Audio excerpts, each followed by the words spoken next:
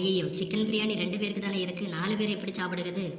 சரி, அத்தைகிட்ட போய் கேட்போம். யாருக்கு பிரியாணி வேணுமோ பிரியாணியை வேலை கொடுத்துட்டு நம்ம தயிர் சாதம் தாய் கட்டி சாப்பிடலாம். எத்தை, சிக்கன் பிரியாணி சாப்பிட்றீங்களா? சரி மறுமொழி எடுத்துட்டு வா. எமோ, சிக்கன் பிரியாணியோட தான் வாயை பிளந்துட்டு எடுத்துட்டு வான்னு சொல்லாதுங்க.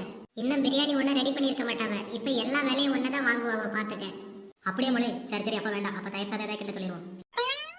மறுமொழி, எனக்கு பிரியாணி வேண்டாம். தயிர் இருந்துச்சுன்னா கொஞ்சம் போல தயிர் சாதம் மட்டும் ரெடி பண்ணி கொண்டா. சரிங்க அத்தை. ஸ்னேகா, உனக்கு பிரியாணி வேணுமா? வேலை செய்யறதுக்கு ஆளை தேடத பாரு. இல்ல அண்ணி, எனக்கும் பிரியாணி வேண்டாம். எனக்கு தயிர் சாதம் போதும். அப்படியா? சரி. என்னங்க, உங்களுக்கு பிரியாணி வேணுமா? சரி சின்ன பொண்ணு, பிரியாணி எடுத்துட்டு வா. என்னங்க, இந்தங்க பிரியாணி எடுத்துடுங்க. என்னம்மா, பிரியாணி உடனே எடுத்துட்டு வந்துட்டாவ? என்ன மறுமொழி, பிரியாணி எத்தனை ரெடி பண்ணி தான் வச்சிருந்தியா? இல்லத்தே, பக்கத்து வீட்டு பரிமளாக்கா கொஞ்சம் பிரியாணி தந்தாவ. அது எல்லாருக்கும் பத்தாது, 2 பேருக்கு தான் காணும். அதான் உங்க 2 பேர்ட்டையும் முதல்ல கேட்டேன். நீங்க பிரியாணி வேணாம்னு சொல்லியிருந்தீங்கன்னா பிரியாணி உங்கள்கிட்ட தந்துட்டு நாங்க தயிர் சாதம் கட்டி சாப்பிடலான்னு பார்த்தோம். ஆனா நீங்க 2 பேரும் பிரியாணி வேண்டாம் தயிர் சாதம் எல்லாம் வேணாம்னு கேட்டியே.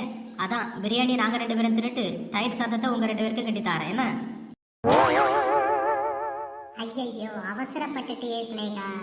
பிரியாணி போச்சே.